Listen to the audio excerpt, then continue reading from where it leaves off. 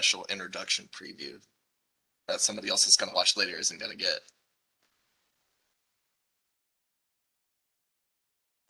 The thing that changed when I started working at a desk in the back office here is I noticed I didn't start writing like as often as I wanted to. I would just kind of like work through my day and sit in the chair, and then I would go home and I wasn't really motivated to like get out the bike and drive up to the mountain or find a path or anything for myself. And so naturally, what happened when I moved from a very fun and active lifestyle when I was motivated to sitting in a chair is the diet started changing and I just didn't have the same energy that I had to whatsoever. And I just wasn't really motivated. But I thought of a solution. If I can't go out and ride, I would get a stationary bike. And I have this nice big deck at my apartment, and I think I can fit the stationary bike on the back deck like really well. And if you noticed, actually, over the last year, as we all had to move inside, stationary bike sales just they took off. And not even just like the really fancy high class one, but even the second rate one that you would find on Amazon that like might be just as good, but like a third of the price, those in sales just skyrocketed. And I really wanted one too, especially for my deck space. And the thing that's great about a stationary bike, especially if I put it out on my deck, is I could get these blinds that would like give me a lot of privacy so nobody actually had to know that I was riding, or I could feel like a lot more confident if I knew that I was just in my own space. And I could get one of those like icy necklace things and like put it around my neck so it was like just comfortable enough. And I could get the one like this one up here, it has the TV on it. And so I could watch whatever show while I'm riding my bike. And it's like I'm not even exercising. Or I could do the thing where it's like I'm watching somebody ride their bike through the park and it makes me feel like I'm riding through the park, but I'm not riding through the park. I'm just pedaling while they're doing the work for me. Like it's simulated riding and they go up the hills and it doesn't feel like I'm going up the hills, but I'm getting like the scenery, you know? It's like, what could be wrong about the stationary bike? Now I want one even more and I still haven't bought one. This is the progress of my life right here. At-home training is great. The stationary bike is a great tool for home, right? But if I'm also going to train, I probably should like set some goals about what I should really want to achieve. If I'm not just going to get up and get on the bike and ignore the bike and have my ride and be done with it. If I'm going to ride, it's going to have to affect the rest of my life. The rest of my lifestyle, actually. And so out goes the Twinkies. Got to get rid of all this sugar. Got to change up my diet. The salads come in. Got to eat the salad within like 3 days because it goes bad really quick. Everything about my life has to change if I'm going to stick to this goal. The diet, the discipline. Got to wake up. Got to set that time. It's time to ride. Time to jump on the Peloton. Got to have some structure in here.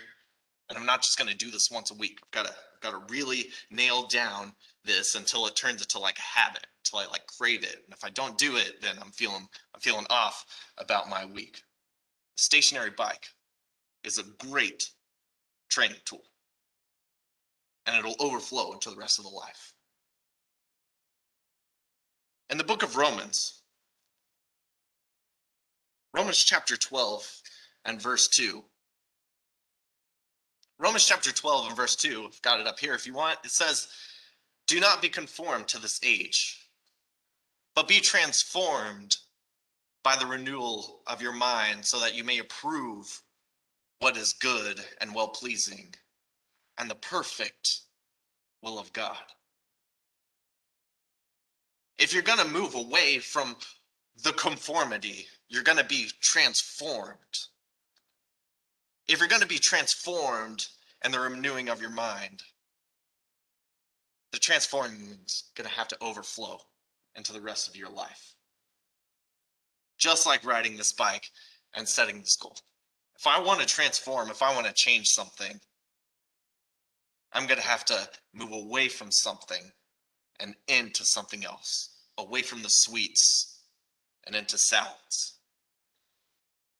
And if we look a little bit further in our Romans passage here, Romans chapter 12 and verse 11 says, not lagging. This is kind of a middle of a verse sort of a thing that I have right here. It's not lagging in diligence, being enthusiastic in spirit, serving the Lord. And even when this is taken out of its full verse, you see that there's a call to action here. Don't be lagging, don't be slothful about this, be active in it, diligent, enthusiastic in spirit, serving the Lord. A change of character and a drive and a desire to get somewhere and to push into something and to be transformed. Fervent in spirit, not slothful in zeal is how some other translations label it. And here's a really good one also, Colossians chapter 3.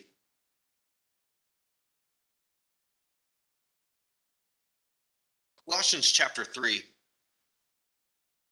And if I start in verse 2, it says this: set your mind on things that are above, not on things that are on the earth. For you have died, and your life is hidden with Christ in God. When Christ who appears, your life appears, then you will appear with him in glory. Put to death, therefore, what is earthly in you: sexual immorality, impurity, passion, evil desires, and covetousness, which is idolatry. On account of these, the wrath of God is coming. In these you too once walked when you were living in them, but now you must put them all away: anger, wrath, malice, slander, and obedience. Talk from your mouth. Do not lie to one another, seeing that you have put off the old self with practices and have put on the new self, which is renewed in knowledge after the image of its creator. These are all great at-home trainings. These are all great trainings for transformation. And this is moving from one piece of your life into the healthy piece of your life. You once used to partake in these sins, but now follow after the image of your God. Knowledge, renewal. It's hard work. Training is hard. Not every day do I want to get on the bike. Not every day do I really want to train. Not every day am I feeling motivated to be refreshed, even though I know that if I just get on the bike and if I train afterwards, I'm going to feel really good. But sometimes I would rather just order the pizza, just hang out. It's hard work for a reason, because you're trying to get somewhere. It's hard work because you're trying to be better, actually, as easy as it would be to stay complacent. If I work hard and get to this one, the next challenge above that, I'll be ready for that one too. And the training will continue. But training, it starts at home. Just like spin training starts at home. It's time to move away from the gluttony and the indulgent sweets that feel good, but they're just empty, and move into what is healthy. It's time to replace that diet with healthy spiritual foods and to stick to the daily activities of spiritual training. Set the goal high. Not only is it important to train at work or to train at home, which is hard work, you should also go to spin class. There's just this joy about being with each other when you get to go to the spin class and you're all sweaty with each other and you're all trying to get to the same healthy goal. And you're talking to each other. It's like, oh, I really wanted the chocolate cake this last week.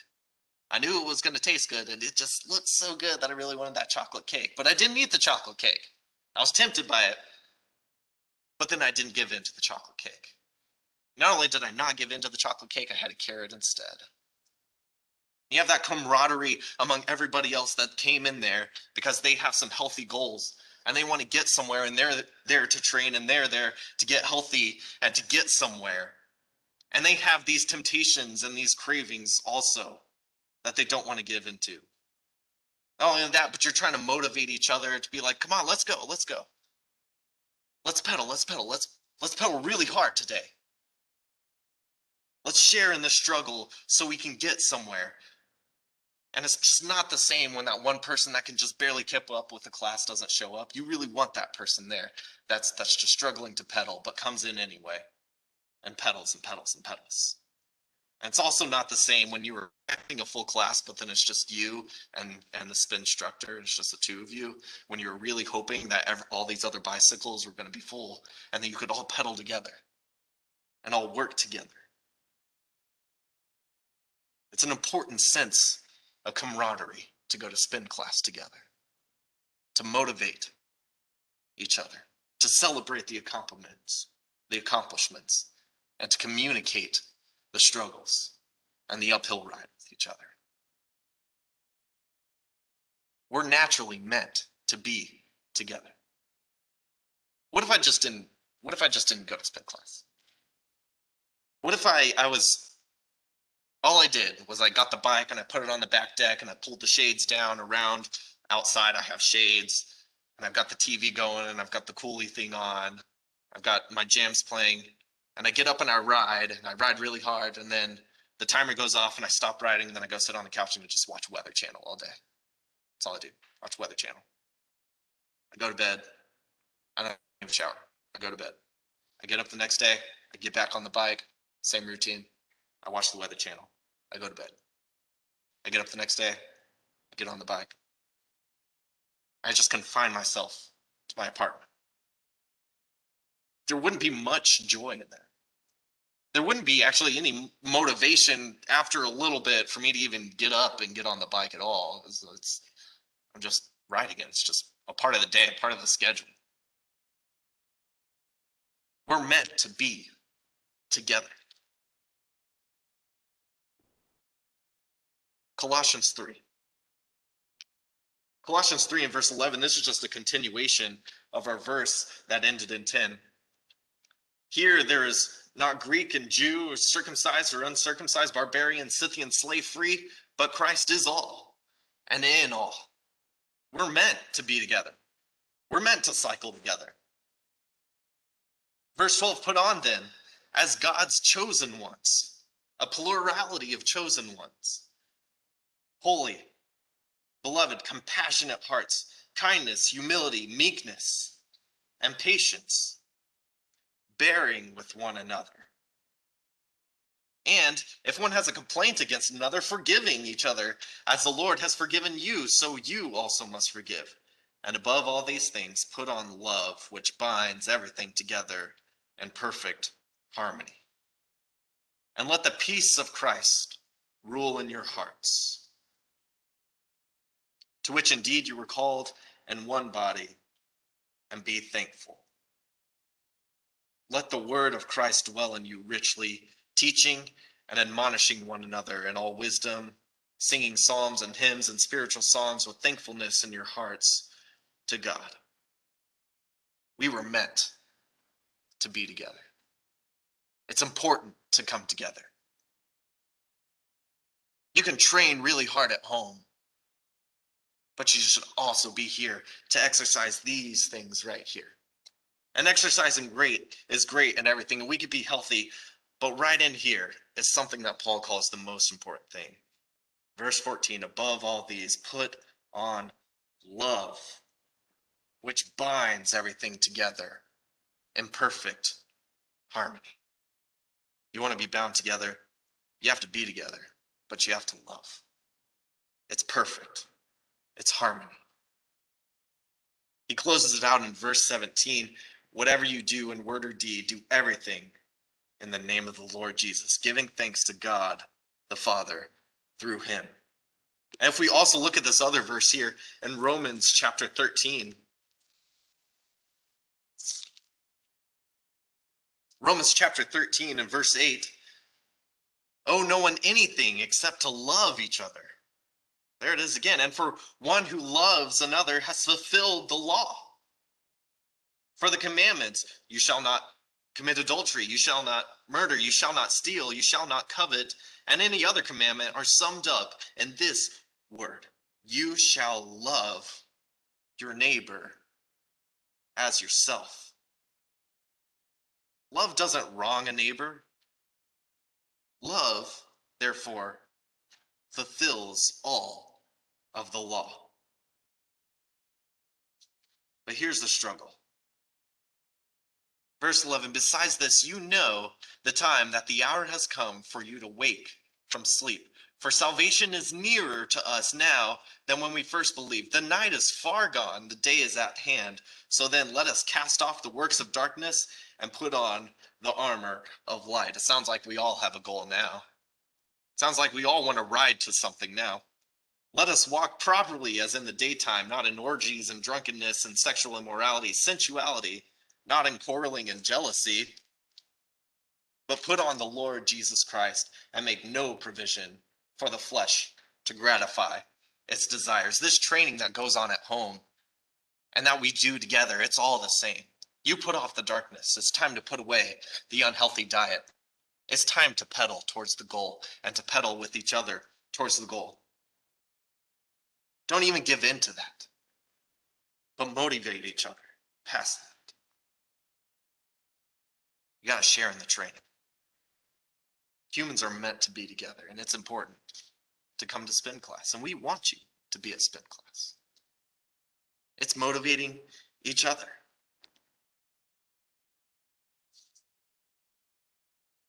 And those of us that come to spin class, Romans 15. We who are stronger have an obligation to bear with the failings of the weak and not to please ourselves. Let each of us please his neighbor for his good, to build him up. For Christ did not please himself, but as it is written, the reproaches of those who reproached you fell on me. For whatever was written in the former days was written for our instruction, that through endurance, through the encouragement of the scriptures, we might have hope. May the God of endurance and encouragement grant you to live in such harmony with one another and according with Christ Jesus, that together we may with one voice glorify the God and the Father of our Lord Jesus Christ. Therefore, welcome one another as Christ has welcomed you for the glory of God. This is a together effort. It's good to train at home, but it's even better to train together. But those that also train at home and train together seem to be a little bit stronger. You want to train in both places, and you want to encourage each other in both places and to train at home. But always be ready to come together. We're riding uphill. But the funny thing is that a spin bike is stationary. It doesn't actually go anywhere. You can ride all day on the simulation and in the privacy and everything, but you're not actually going uphill. You're not actually riding through the park. It's good training, but you're not actually getting anywhere. You're stationary for a reason. It's good training, but you got to go outside. You got to ride the bike for real. As much as we want to be in the comfort of the bubble, though it might be a little bit sweaty sometimes and you pull a muscle or something you got to work through, you got to pedal really hard. You can't deny that you got to go right outside. And it's an uphill ride. You got to go be among the bugs. You got to be in the sun. There's other people that are on the path that you have to get around. It's not exactly comfortable. But it's a good thing that you want to get to the top of the hill. All that training was necessary so you can build the strength to be able to ride outside and to ride up the mountain. Back in our Romans passage, Romans 12, this is what it looks like to ride outside. This is what it looks like. Romans 12 and verse 14. Bless those who persecute you. Bless and do not curse them. Rejoice with those who rejoice, weep with those who weep, live in harmony with one another. Do not be haughty, but associate with the lowly. Man, that's an uphill ride right there. Repay no one evil for evil, but Give thought to do what is honorable in the sight of all. If possible, so far as it depends on you, live peaceably with all. Beloved, never avenge yourselves, believe it, to the wrath of God, for it is written, vengeance is mine, and I will repay, says the Lord. To the contrary, if your enemy is hungry, feed him. If he is thirsty, give him something to drink, for by doing so, you will heap burning coals upon his head. Do not overcome evil by evil, but overcome evil with good. That's a hard ride. That's going outside. You can't do all of that just within your home. And it's supposed to be hard because you're trying to get to the top of the mountain. Paul would even say in his struggles that he had, even in his ministry, somebody that's serving the Lord, somebody that's so spiritually trained so well and has seems like he should be invincible, even has his own struggles. He had his hard ride. 2 Corinthians chapter 11, verse 24, 5 times I received at the hands of the Jews the 40 minus 1. 3 times I was beaten with rods. Once I was stoned. 3 times I was shipwrecked. A night and a day I was adrift at sea. Frequent journeys, dangers in the rivers, dangers from robbers, dangers from my own people, dangers from the Gentiles, dangers in the city, dangers in the wilderness, danger in the sea, danger from the false brothers, and toil, hardships throughout many sleepless nights, and hunger, thirst, often without food, and cold, and exposure. I've never really experienced all of those things when I was riding up the hill, especially being shipwrecked. But it's not comfortable. It's not easy. But it's a good thing that you trained at home and you went to spin class so you could be ready for this uphill ride. Last Monday, Courtney and I, we went somewhere on that mountain up there. I forgot. It took us a while to drive around and find it. And I was looking for this one spot for us to ride because we found a cool recycled bike. It was a hybrid that she could ride, and it was like way better to ride on a mountain trail than her road bike, obviously. And I have my nice heavy full suspension bike, and we loaded them up in my truck. And we're driving around and we're looking for this one trail that I tried to ride this one time, but I cut the ride short because it was freezing. And I was out in shorts and a short sleeve shirt. And because of the altitude level, it was freezing up there, and I rode for probably like, I don't know, maybe an eighth of a mile before I was like, I can't do this. Had to go back home. And so I thought it was a really good idea that maybe we should go do it together then. And I brought a jacket this time. And we found this one trail. We unload the bikes and we put the helmets on and we brought too much water. And we're riding around the path. And we make the first hairpin turn and it's whoop, go straight up. It's like, ready to ride. Haven't done this one yet. We're going to see how this goes. So we rode up and we made the first hairpin turn and it looked like it was going to level off, but it was a joke because you turn around the corner and it goes up again. And then as we're getting ready to ride it up that hill, this group of photographers starts walking down towards us. And we're kind of like, do we ride past you? Or kind of in the way here. And so we pulled off and we let them pass and had a nice greeting. And after we got past all the people and some of the wildlife, saw a cute fuzzy fawn, we're about maybe halfway up this mountain and we're looking at each other like, you ready to go back down? Yeah, I'm ready to go back down. This is hard. Like, well, let's just go around the next corner. And about 5 more, maybe just the next corners, we finally see the top of the trail. And we get just to the top of the trail. Actually, before that, we traded bikes so it could be a little bit more comfortable. We get to the top of the trail. And suddenly, when you get to the top and you just peak that last hill, you see the valley below and you see all these other mountains. And it was like a golden grass field right there. It's like, oh, we should have brought a picnic. It was beautiful, the view forever. You could see some of the clouds and the fog rolling in. This was what we were trying to get to. We almost turned around back there. This is what we wanted to see. I was like, oh, there's another hill up there. Let's ride that one too. You want to come back next week? Let's come back tomorrow. Let's get the bikes. We'll do this one again. That's exactly what we came to do. And we almost gave up. But we got to the top of that hill. And it wasn't easy. But we got where we wanted to go. We pedaled, we pedaled, we pedaled. And there were a few things that got in our way, and there were bugs and got eaten up and everything. The people were in the way. We got around the people. And we saw the view. As good as the view was, actually the best part was riding really fast all the way back down.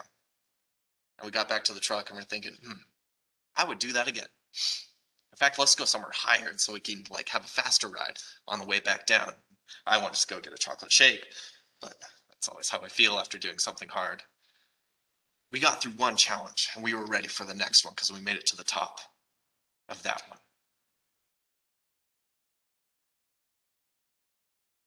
2 Timothy chapter 4. Verse 3, for the time is coming when people will not endure sound teaching, but have itching ears. They will accumulate for themselves teachers to suit their own passions, and will turn away from listening to the truth and wander off into the myths. You're riding up the hill, sometimes the bugs and sometimes the people are on the path too. As for you, though, always be sober-minded. Endure suffering. Do the work of the evangelist. Fulfill your ministry. Because I am already being poured out as a drink offering, and the time for my departure has come.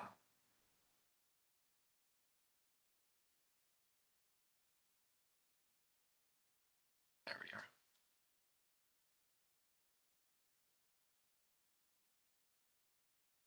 It's really fun to ride inside. And spiritual training at home is really important. And we'll hope that you'll come to spin class and worship here with us.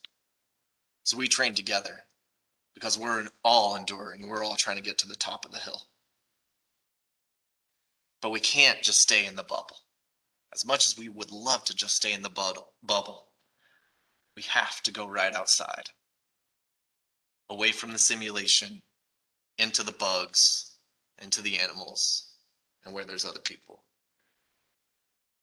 But it's a good thing we're trained at home and together to ride outside, because it's an uphill ride. But getting to the end is absolutely worth it. You have to pedal, pedal, pedal, all the way to the top. And it's a view at the top.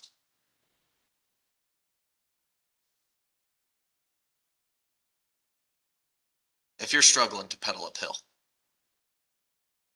since we ride together, since we worship together, and since we have the spiritual practice of prayer, singing psalms, and coming together, we're here to help you through your struggle, through your uphill ride. And let that struggle be known. We talked about this earlier at communion. There's a Savior that came and died for you and washed your sins away with his blood. And he wants you. He wants you, and he's calling you to the view on the top of the hill. But it's an uphill ride. But if you're ready to get on the bike and ride uphill with the rest of us, and if you're ready for salvation to have your sins washed away, you can be baptized today. And we hope that you'll answer that call as we sing this song. Train at home, train together, and get ready to ride uphill.